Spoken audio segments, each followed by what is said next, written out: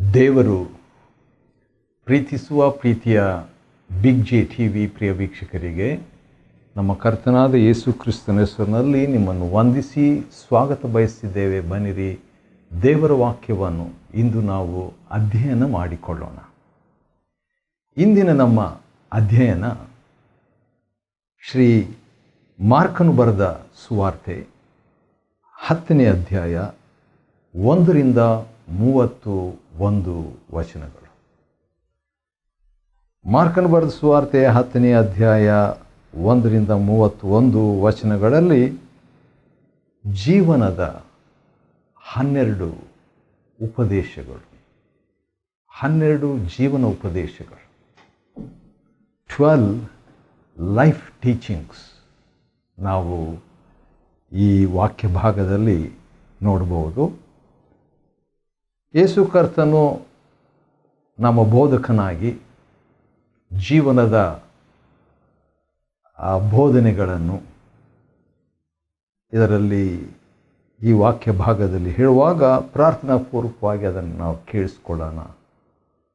ಮತ್ತು ಈ ಗ್ರಂಥಕರ್ತನು ಅಂದರೆ ಪವಿತ್ರ ಆತ್ಮ ದೇವರು ನನಗೂ ನಮಗೂ ಈ ಅನ್ವಯಗಳನ್ನು ಹೊಂದುವಂತೆ ಮತ್ತು ಪ್ರಕಟಣೆಗಳನ್ನು ಲಭ್ಯವಾಗುವಂತೆ ಇದನ್ನು ಕೈಕೊಂಡು ನಡೆಯುವಂಥ ದೀನತ್ವವನ್ನು, ಮಾನಸಾಂತರವನ್ನು, ಸಿದ್ಧ ಮನಸ್ಸನ್ನು ನಮ್ರವಾಗಿ ದೇವರ ವಾಕ್ಯಕ್ಕೆ ಅನುಮತಿಸುವಂತೆ ನಮಗೆ ಸಹಾಯಕನು ಸಹಾಯ ನೀಡಲಿ.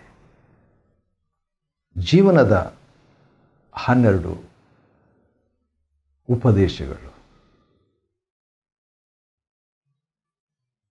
ಮಾರ್ಕನ ಸುವಾರ್ತೆ 10ನೇ ಅಧ್ಯಾಯದಲ್ಲಿ 1ನೇ ವಚನ ಈ ರೀತಿಯಾಗಿದೆ. 2ನೇ ಭಾಗ, ಯೇಸು ತನ್ನ ವಾಡಿಕೆಯಂತೆ ಅವರಿಗೆ ಅಂದರೆ ಜನರಿಗೆ ಮತ್ತೆ ಬೋಧಿಸತೊಡಗಿದ್ದನ್ನು ನಾವು ನೋಡ್ತೇವೆ. ಆತನ ವಾಡಿಕೆ ಯಥಾಪ್ರಕಾರವಾಗಿ ಮತ್ತೆ ಜೀವನ ಉಪದೇಶ ಮಾಡುವಂಥದ್ದು. ಹಾಗಾದರೆ ಜೀವನ ಉಪದೇಶ ಏನೇನು ಮಾಡಿದರು? 12 ಜೀವನ ಉಪದೇಶಗಳನ್ನು ನಾವು ಮಾರ್ಕ 10 1ರಿಂದ 31 ವಚನದಲ್ಲಿ ನಾವು ನೋಡಿಕೊಳ್ಳಲಿಕ್ಕಿದ್ದೇವೆ. ಅದು 1ನೇ ಭಾಗ. ಫರಿಸಾಯರು ಯೇಸು ಸ್ವಾಮಿ ಹತ್ರ ಬಂದುಬಿಟ್ಟು ಆತನನ್ನು ಪರೀಕ್ಷಿಸುವುದಕ್ಕಾಗಿ ಒಂದು ಪ್ರಶ್ನೆ ಹಾಕ್ತಾರೆ. ಅದೇನೆಂದರೆ, ಪುರುಷನು ತನ್ನ ಹೆಂಡತಿಯನ್ನು ಬಿಟ್ಟು ಬಿಡುವುದು ಧರ್ಮಸಮ್ಮತವೋ ಅಂತ ಹೇಳ್ಬಿಟ್ಟು ಕೇಳಿದಾಗ ಯೇಸು ಸ್ವಾಮಿ ಹೌದು ಇಲ್ಲ ಎಂಬುದಾಗಿ ಹೇಳದೆ ಯೇಸು ಸ್ವಾಮಿ ಕೊಟ್ಟ ಉತ್ತರ ಭಾಳ ಚೆನ್ನಾಗಿತ್ತು. 3ನೇ ವಚನ ಮಾರ್ಕ 10:3 ಅದರಲ್ಲಿ ನಾವು ನೋಡುವಾಗ ಯೇಸು ಅವರಿಗೆ ಉತ್ತರವಾಗಿ ನೀಡಿದ್ದೇನೆಂದರೆ, ಮೋಶೆಯು ನಿಮಗೆ ಏನು ಅಪ್ಪಣೆ ಕೊಟ್ಟನು? ಅಂದರೆ ಮೋಶೆ ಅಂತ ಹೇಳಿದ್ರೆ ದೇವರ ವಾಕ್ಯ. ಅವರು ಯೇಸು ಸ್ವಾಮಿಗೆ ಪ್ರಶ್ನೆ ಕೇಳ್ತಾರೆ, ಆದರೆ ಯೇಸು ಸ್ವಾಮಿ ವಾಕ್ಯದಿಂದ ಉತ್ತರ ಕೊಡ್ತಾರೆ. ಎಸ್ ನೋ ಅಂತ ಹೇಳ್ತಾ ಇಲ್ಲ. ಮೋಶೆ ಅಥವಾ ಬೈಬಲ್ ಅಥವಾ ಆದಿಕಾಂಡ ಅಥವಾ ಪಂಚಗ್ರಂಥ ದೇವರ ವಾಕ್ಯ. ಹಾಗಾದರೆ ಜೀವನದ ಉಪದೇಶ 12 ಜೀವನದ ಉಪದೇಶಗಳು ಏನಂತ ಹೇಳಿದರೆ, 1ನೇದು ವಾಕ್ಯ ಕೇಂದ್ರಿತವಾಗಿರು. B word centred. ಯಾರೇ ಏನು ಪ್ರಶ್ನೆ ಕೇಳಿದರು ವಾಕ್ಯ ಆಧಾರಿತವಾಗಿರಲಿ, ವಾಕ್ಯ ಕೇಂದ್ರಿತವಾಗಿರಲಿ, ವಾಕ್ಯ ಅನ್ವಯವಾಗಿರಲಿ. ಆದ ಕಾರಣ ಮೋಶೆಯು ನಿಮಗೆ ಏನು ಅಪ್ಪಣೆ ಕೊಟ್ಟನು ಅಂತ ಹೇಳುವಾಗ ದೇವರ ವಾಕ್ಯ ಏನು ಹೇಳ್ತದೆ? ಅವರೊಂದು ಪ್ರಶ್ನೆ ಕೇಳ್ತಾರೆ, ಯೇಸು ಸ್ವಾಮಿಗೆ ಇನ್ನೊಂದು ಪ್ರಶ್ನೆ ಕೇಳ್ತಾರೆ. ಅದಕ್ಕೆ ಅವರು ಹೇಳ್ತಾರೆ, ಹೌದು, ಒಂದು ವಿವಾಹ ವಿಚ್ಛೇದನ ಪತ್ರವನ್ನು ಬರೆದುಕೊಟ್ಟು ಹೆಂಡತಿಯನ್ನು ಬಿಡ್ಬೋದಂತ ಮೋಶೆ ನಮಗೆ ಅನುಮತಿ ಕೊಟ್ಟಿದ್ದಾರೆ. ಅಂದರೆ ದೇವರ ವಾಕ್ಯ ಆ ರೀತಿಯಾಗಿದೆ ಅಂತ ಹೇಳಿದಾಗ ಯೇಸು ಸ್ವಾಮಿ ಕೊಟ್ಟಂಥ ಉತ್ತರ 5ನೇ ವಚನ ಮಾರ್ಕ 10 5ನೇ ವಚನ, ಮೋಶೆ ನಿಮ್ಮ ಹೃದಯ ಕಾಠಿಣ್ಯದ ನಿಮಿತ್ತ ಈ ಆಜ್ಞೆಯನ್ನು ಬರೆದನು ಅಂತ ಹೇಳ್ಬಿಟ್ಟು. ಹಾಗಾದರೆ 2ನೇ ಜೀವನ ಉಪದೇಶ ಏನಂತ ಹೇಳಿದರೆ ಹಾರ್ಡ್ನೆಸ್ ಆಫ್ ಹಾರ್ಟ್, ಹೃದಯ ಕಾಠಿಣ್ಯದ ಬಗ್ಗೆ ಜೀವನ ಪಾಠ. ಜೀವಮಾನವೆಲ್ಲ ಹೃದಯ ಕಾಠಿಣ್ಯ ಯಾಕಿರ್ತದೆ ಅಂತ ಹೇಳಿದರೆ ಅದಕ್ಕೆ ಒಂದು ಕಾರಣ ಈ ರೀತಿಯಾಗಿ ಹೇಳ್ಬೋದು. ಆ ರೀತಿಯಾಗಿ ಹೇಳಲಿಕ್ಕೆ ಸ್ವಲ್ಪ ನಾನು ಹಿಂಜರಿತಾ ಹೇಳ್ತಿದ್ದೇನೆ. ಯಾಕಂತ ಹೇಳಿದರೆ ಇದು ಗಂಭೀರವಾದ ವಿಷಯ. ಅದೇನಂತ ಹೇಳಿದರೆ ಜೀವಮಾನವೆಲ್ಲ ಹೃದಯ ಕಾಠಿಣ್ಯಕ್ಕೆ ಕಾರಣ ಹಳೆ ಒಡಂಬಡಿಕೆಗೆ ಅಧೀನವಾಗಿರುವುದು. ಹಳೆ ಒಡಂಬಡಿಕೆ ಅಂತ ಹೇಳಿದ್ರೆ ಬೈಬಲಿನ ಹಳೆ ಒಡಂಬಡಿಕೆ ಅಲ್ಲ. ದೇವರು 2 ಒಡಂಬಡಿಕೆಗಳನ್ನು ಮಾಡಿಕೊಂಡದರ ಬಗ್ಗೆ ಬೈಬಲ್ನಲ್ಲಿ ದಾಖಲೆಯಾಗಿದೆ. ಒಂದು ಮೋಶೆ ಮುಖಾಂತರವಾಗಿ ಮಾಡಿಕೊಂಡಂಥ ಧರ್ಮಶಾಸ್ತ್ರ ಒಡಂಬಡಿಕೆ, ಮತ್ತೊಂದು ಯೇಸು ಕ್ರಿಸ್ತನ ಮುಖಾಂತರವಾಗಿ ದೇವರು ಮಾಡಿಕೊಂಡಂಥ ಹೊಸ ಒಡಂಬಡಿಕೆ. ಹಳೆ ಒಡಂಬಡಿಕೆಯ ಒಂದು ಗುಣ ಹೃದಯ ಕಾಠಿಣ್ಯತೆ. ಅದಕ್ಕೆ ದೇವರು ಯೆಹೆಜ್ಕೇಲ್ ಗ್ರಂಥ ಅದರಲ್ಲಿ ಮತ್ತು ಯೆರೆಮೀಯನ ಗ್ರಂಥದಲ್ಲಿ ಕೂಡ ದೇವರು ಹೊಸ ಒಡಂಬಡಿಕೆಯನ್ನು ಕುರಿತು ಹೇಳುವಾಗ ಕಲ್ಲಾದ ಹೃದಯವನ್ನು ನಿಮ್ಮಿಂದ ನಾನು ತೆಗೆದುಹಾಕಿ ಮೃದುವಾದ ಹೃದಯವನ್ನು ಕೊಡ್ತೀನಿ ಎಂಬುದಾಗಿ. ಆದ ಕಾರಣ ಜೀವನ ಉಪದೇಶ ಯೇಸು ಸ್ವಾಮಿ ನೀಡುವಂಥದ್ದು ಹೃದಯ ಕಾಠಿಣ್ಯದ ಬಗ್ಗೆ ಎಚ್ಚರಿಕೆಯಾಗಿರಬೇಕು ಎಂಬುದಾಗಿ. ಅದು ಹಳೆ ಒಡಂಬಡಿಕೆಯಲ್ಲಿ ಆ ರೀತಿಯಾಗಿದ್ದರಿಂದ ದೇವರು ಆ ರೀತಿಯಾಗಿ ವಿವಾಹ ವಿಚ್ಛೇದನವನ್ನು ಅನುಮತಿಸಿದರು ಅಂತ ಹೇಳ್ಬಿಟ್ಟು. ಆದರೆ 3ನೇ ಒಂದು ಜೀವನ ಉಪದೇಶವನ್ನು ನಾವು ನೋಡ್ತೇವೆ. ಅದು ಯೇಸು ಸ್ವಾಮಿಯ ಒಂದು ಶೈಲಿ ಎಂಬುದಾಗಿ ನಾವು ನೋಡಬಹುದು. ಅದೇನೆಂದರೆ ಮಾರ್ಕನ ಬರೆದ ಸುವಾರ್ತೆ 10ನೇ ಅಧ್ಯಾಯದ 5ನೇ ವಚನದಲ್ಲಿ ಈ ರೀತಿಯಾಗಿ ಹೃದಯ ಕಾಠಿಣ್ಯದ ಬಗ್ಗೆ ಹೇಳಿಬಿಟ್ಟು 6ನೇ ವಚನದಲ್ಲಿ, ಆದರೆ ಸೃಷ್ಟಿಯ ಪ್ರಾರಂಭದಿಂದಲೇ ದೇವರು ಅವರನ್ನು ಗಂಡು ಹೆಣ್ಣಾಗಿ ಮಾಡಿದನು. ಅಂದರೆ ಸೃಷ್ಟಿಯ ಪ್ರಾರಂಭದಿಂದ ಹಾಗಲ್ಲ. ಯಾವುದೇ ಒಂದು ಪ್ರಶ್ನೆಗೆ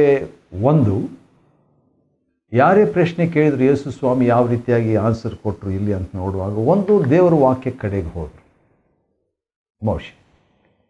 2ನೇದಾಗಿ ಈಗ ದೇವರ ವಾಕ್ಯದ ಕಡೆಗೆ ಮೋಶೆ ಕಡೆಗೆ ಅಂದರೆ ಧರ್ಮಶಾಸ್ತ್ರ ಕಡೆಗೆ ಹೋಗದೆ ಧರ್ಮಶಾಸ್ತ್ರಕ್ಕಿಂತ ಮುಂಚೆ ಇದ್ದಂಥ ಏದೇನು ತೋಟಕ್ಕೆ ಹೋಗ್ತಿದ್ದಾರೆ. ಆದಿಕಾಂಡ 2ನೇ ಅಧ್ಯಾಯ 3ನೇ ಅಧ್ಯಾಯಕ್ಕೆ ಹೋಗ್ತಿದ್ದಾರೆ. ಅಂದರೆ ಸೃಷ್ಟಿಯ ಪ್ರಾರಂಭದಿಂದ ನಾವು ನೋಡುವಾಗ ಗಂಡು ಹೆಣ್ಣು ಈ ರೀತಿಯಾಗಿ ದೇವರು ಮಾಡಿದರು. ಇದು ದೇವರ ಒರಿಜಿನಲ್ ಯೋಜನೆ, ಆದಿ ಸಂಕಲ್ಪ ಎಂಬುದಾಗಿ. ಆದ ಕಾರಣ ಜೀವನದ 3ನೇ ಜೀವನ ಉಪದೇಶ ಸೃಷ್ಟಿಗೆ ಆಧಾರವಾಗಿ ಅಧ್ಯಯನ ಮಾಡುವಂಥದ್ದು. 4ನೇದಾಗಿ ಇದು ಸ್ವಲ್ಪ ಭಾಳ ಕಷ್ಟಕರವಾದಂಥದ್ದು ಮತ್ತು ವಿಚಿತ್ರವಾದಂಥದ್ದು, ಆದರೂ ಅದೇ ಸಂದರ್ಭದಲ್ಲಿ ಪ್ರಾಮುಖ್ಯವಾದದ್ದು. ಅದೇನೆಂದರೆ 4ನೇದಾಗಿ ಜೀವನ ಉಪದೇಶ ವ್ಯಭಿಚಾರಕ್ಕೆ ಸಂಬಂಧಪಟ್ಟಿದೆ. ಯಾವ ರೀತಿ ಎಂಬುದಾಗಿ ನೋಡುವಾಗ 11ನೇ ವಚನದಲ್ಲಿ ಯೇಸು, ಯಾವನಾದರೂ ತನ್ನ ಹೆಂಡತಿಯನ್ನು ಬಿಟ್ಟು ಇನ್ನೊಬ್ಬಳನ್ನು ಮದುವೆಯಾದರೆ ಅವಳಿಗೆ ವಿರೋಧವಾಗಿ ವ್ಯಭಿಚಾರ ಮಾಡುವವನಾಗಿದ್ದಾನೆ. ಮಾರ್ಕ 10 ಮತ್ತು 12ನೇ ವಚನ, ಒಬ್ಬ ಸ್ತ್ರೀ ತನ್ನ ಗಂಡನನ್ನು ಬಿಟ್ಟು ಬೇರೊಬ್ಬನನ್ನು ಮದುವೆಯಾದರೆ ಅವಳು ವ್ಯಭಿಚಾರ ಮಾಡುವವಳಾಗಿದ್ದಾಳೆ. ವ್ಯಭಿಚಾರದ ಬಗ್ಗೆ ಯೇಸು ಕ್ರಿಸ್ತನ ಬೋಧನೆ ಮಾರ್ಕ 10, 11 ಮತ್ತು 12ನೇ ವಚನ. 5ನೇದಾಗಿ ದೇವರ ರಾಜ್ಯದ ಬಗ್ಗೆ ಒಂದು ಬೋಧನೆ.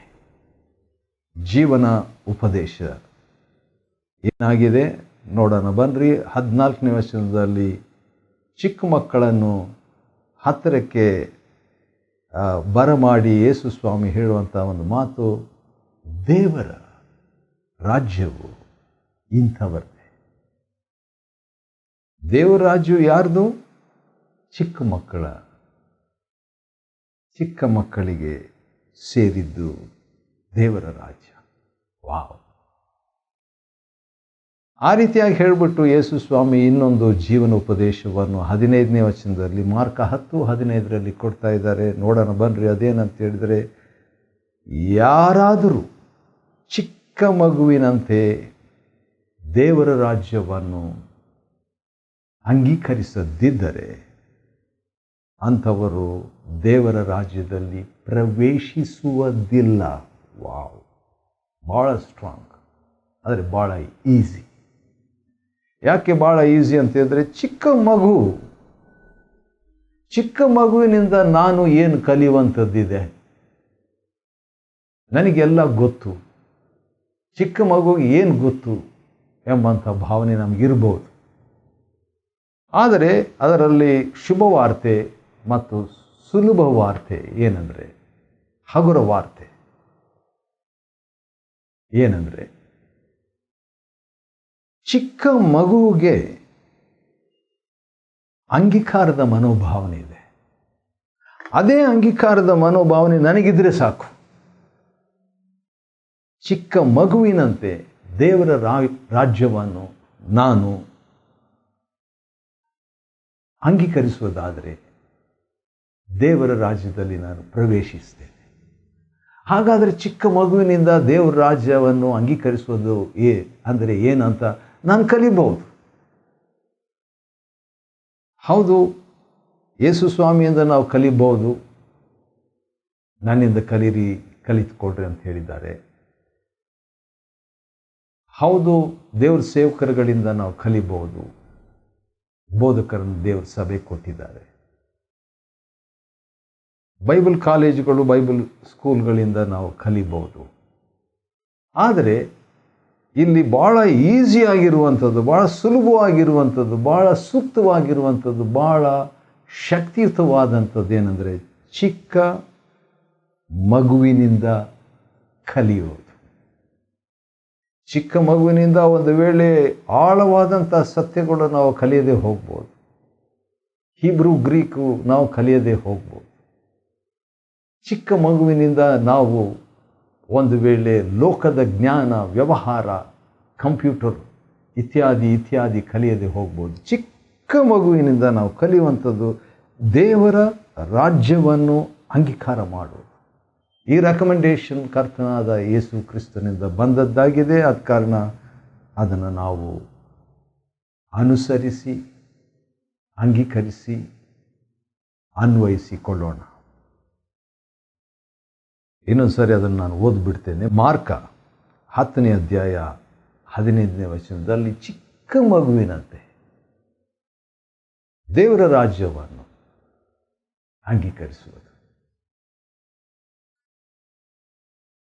ಮಾರ್ಕ 10 ಮತ್ತು 18ನೇ ವಚನದಲ್ಲಿ ಇನ್ನೊಂದು ಜೀವನ ಉಪದೇಶ ಕಾದಿದೆ. ನೋಡೋಣ ಬನ್ನಿರಿ ಏನಂತ. 18ನೇ ವಚನದಲ್ಲಿ ಯಾರೋ ಒಬ್ಬ ಯವನಸ್ಥನು, ಧನಿಕನು, ಸಿರಿವಂತನಾದ ಯವನಸ್ಥನು ಓಡೋಡಿ ಬಂದು, ಒಳ್ಳೆ ಬೋಧಕನೇ, ನಿತ್ಯ ಜೀವಕ್ಕೆ ಬಾಧ್ಯನಾಗಲು ಏನು ಮಾಡಬೇಕೆಂಬುದಾಗಿ ಕೇಳಿದಾಗ ಯೇಸು ಸ್ವಾಮಿ ಕೇಳ್ತಾರೆ, ಒಳ್ಳೆಯವನೆಂದು ನನ್ನನ್ನು ಯಾಕೆ ಕರೆಯುತ್ತಿ? ಇದರ ಬಗ್ಗೆ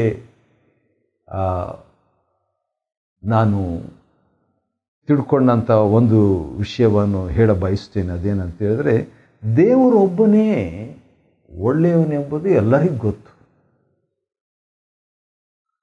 ಹಾಗಿರುವಾಗ ಯೇಸು ಸ್ವಾಮಿಗೆ ಒಳ್ಳೆಯ ಬೋಧಕನೇ ಅಂತ ಹೇಳಿದಾಗ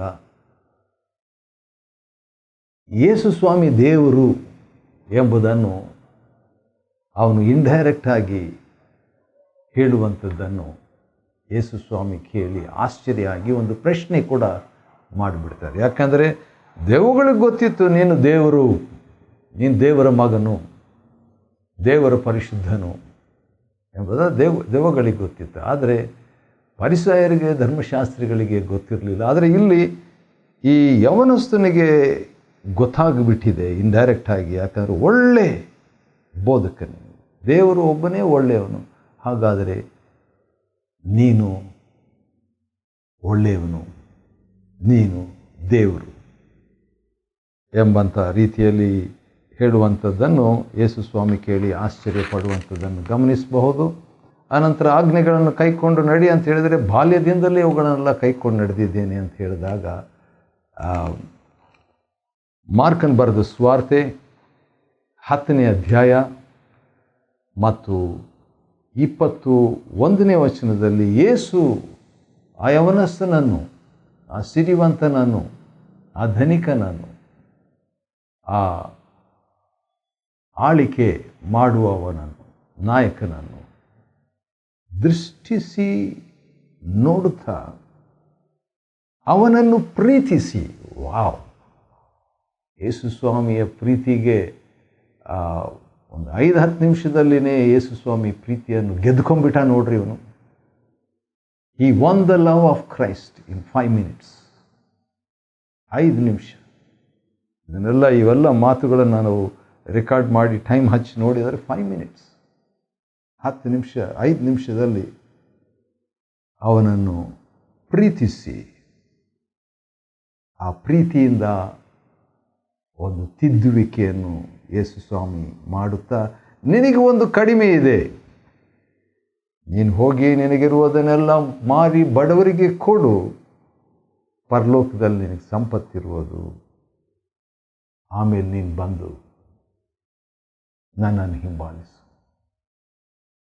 ಹಾಗಾದರೆ 12 ಜನ ಶಿಷ್ಯರಾಗ್ತಿದ್ದಲ್ಲ, 13 ಜನ ಶಿಷ್ಯರಾಗ್ಬಿಡ್ತಿದ್ರು. ಇವನು ಭೂಲೋಕದಲ್ಲಿ ಅಷ್ಟೇ ಶ್ರೀಮಂತನಾಗ್ತಿರ್ದಿದ್ದಿಲ್ಲ, ಪರಲೋಕದಲ್ಲಿ ಶ್ರೀಮಂತನಾಗ್ಬಿಡ್ತಿದ್ದ. ಆ ರೀತಿ ಹೇಳಿದಾಗ ಅವನು ದುಃಖಪಟ್ಟು ಹೊರಟು ಹೋಗ್ತಾನೆ. ಅದಕ್ಕೆ ಯೇಸು ಸ್ವಾಮಿ ಐಶ್ವರ್ಯವಂತನು 23ನೇ ವಚನದಲ್ಲಿ ದೇವರ ರಾಜ್ಯದಲ್ಲಿ ಸೇರುವುದೆಷ್ಟೋ ಕಷ್ಟ ಎಂಬಂಥ ಇನ್ನೊಂದು ಜೀವನ ಉಪದೇಶ ಮಾಡ್ತಾರೆ.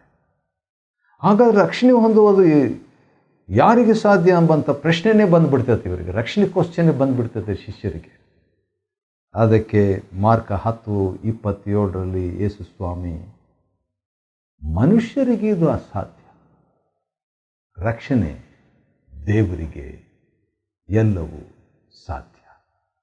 ಹಾಗಾದರೆ ಜೀವನದ ಮತ್ತೊಂದು ಪಾಠ ಅದೇನಂತ ಹೇಳಿದರೆ, ದೇವರಿಗೆ ಎಲ್ಲ ಸಾಧ್ಯ. ಹಾಗಾದರೆ ವಿಶೇಷವಾಗಿ ರಕ್ಷಣೆ ದೇವರಿಂದ ಮಾತ್ರ. 30ನೇ ವಚನದಲ್ಲಿ ನಾವು ಎಲ್ಲ ಬಿಟ್ಟು ಬಂದಿದ್ದೇವೆ ಅಂತ ಹೇಳಿದಾಗ ಯೇಸು ಸ್ವಾಮಿ, ಒಂದು ವೇಳೆ ನೀವು ಎಲ್ಲವನ್ನು, ನಿಮ್ಮ ಎಲ್ಲ ಪ್ರಿಯರನ್ನು ಬಿಟ್ಟು ಹಿಂಸೆಯನ್ನು ಹೊಂದಿದರೆ, 30ನೇ ವಚನ ಕೊನೆ ಭಾಗದಲ್ಲಿ 100ರಷ್ಟು ನೀವು ಪಡೆಯುತ್ತೀರಿ. ವಾವ್, 100ರಷ್ಟು ಮನೆ, 100ರಷ್ಟು ಸಹೋದರರು, 100ರಷ್ಟು ಸಹೋದರಿಯರು, 100ರಷ್ಟು ತಂದೆ ತಾಯಿಗಳು, 100ರಷ್ಟು ಮಕ್ಕಳು, 100ರಷ್ಟು ಹೊಲ. ವಾವ್, ಇದನ್ನು ನೀವು ಪಡ್ಕೊಳ್ತೀರಿ. ಅಷ್ಟೇ ಅಲ್ಲ, ಅದರೊಂದಿಗೆ 30ನೇ ವಚನ, ಮುಂದಿನ ಲೋಕದಲ್ಲಿ ನಿತ್ಯ ಜೀವವನ್ನು ಪಡೆದುಕೊಳ್ತೀರಿ. ನಿತ್ಯ ಜೀವ ಕೂಡ. ಇದು ಜೀವನ ಉಪದೇಶದಲ್ಲಿ 12ನೇ ಉಪದೇಶ, ನಿತ್ಯ ಜೀವ ಹೊಂದಿಕೊಳ್ಳುವ ರಹಸ್ಯ. ನಿತ್ಯ ಜೀವ ಆತನನ್ನು ನಂಬುವಾಗ ನಮಗೆ ಲಭ್ಯ. ಆದರೆ ನಿತ್ಯ ಜೀವದಲ್ಲಿ ಬೆಳೆಯೋದು ಯಾವಾಗಂದರೆ, ಐಶ್ವರ್ಯವಂತನಿಗೆ ಹೇಳಿದ ಹಾಗೆ, ಇಲ್ಲಿ ಶಿಷ್ಯರಿಗೆ ಹೇಳಿದ ಹಾಗೆ ಅನ್ವಯ ಮಾಡಿಕೊಳ್ಳುವುದರಿಂದ. ಮಾರ್ಕನ್ ಬರೆದ ಸುವಾರ್ತೆ 10ನೇ ಅಧ್ಯಾಯ 1-31 ವಚನಗಳನ್ನು ಅಧ್ಯಯನ ಮಾಡಿಕೊಳ್ಳುವಂತೆ ದೇವರು ಕೊಟ್ಟ ಕೃಪೆಗಾಗಿ ಆತನಿಗೆ ಸ್ತೋತ್ರವಾಗಲಿ. ದೇವರು ನಿಮ್ಮನ್ನು ಆಶೀರ್ವದಿಸಲಿ.